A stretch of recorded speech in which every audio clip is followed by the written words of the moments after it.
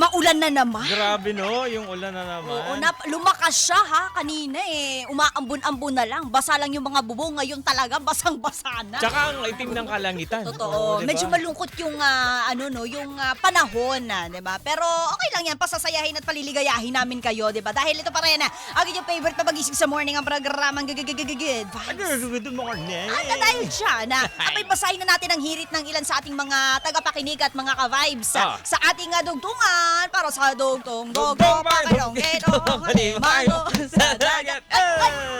Kaya talaga ngayong morning ka-vibes. Dugtong bilang maulan naman yung panahon. Ano naman? Ang ating connect, ano naman?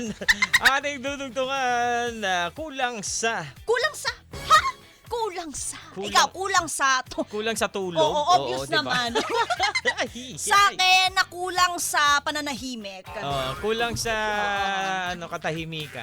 Kulang din sa tulog eh. Kaya nag-iingay na lang eh, di ba? Oo. Si Mama Mia, pag walang tulog, nag-iingay, baliktad. Oo, pero lalo din nag-iingay kapag may energy din, di ba? Hindi pa kumpleto tulog ko neto, ha? Partida pa yan. Partida pa to. Paano pa kaya? Wow.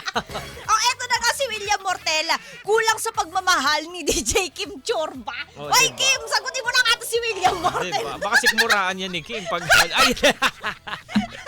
Si William, good morning sa'yo. Magtatawag si Kim.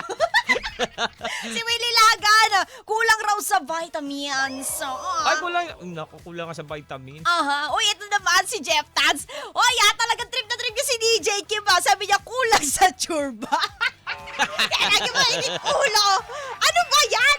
Si Coach Everyday, kulang sa saya dahil malayo sa kapamilya. Mabuti na lang andito ang 92.3 FMR. Tara! Ay, apir. Apir talaga. Si Mitzi Garcia, kulang daw sa dugo. Oo, kulang na yung dugo niya kakapuyat. Naku naman. Ano lang yan? Betamax lang yan. Katapat niya na. Kulang ka sa dugo, kumain ka nun. Ay, grabe yung mga mga technique. Si Joel Jason, kulang sa research.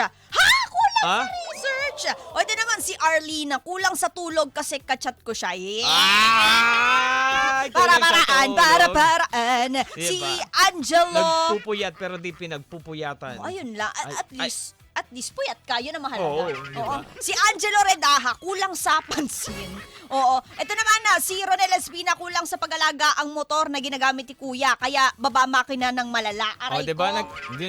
Oo, aray mo talaga.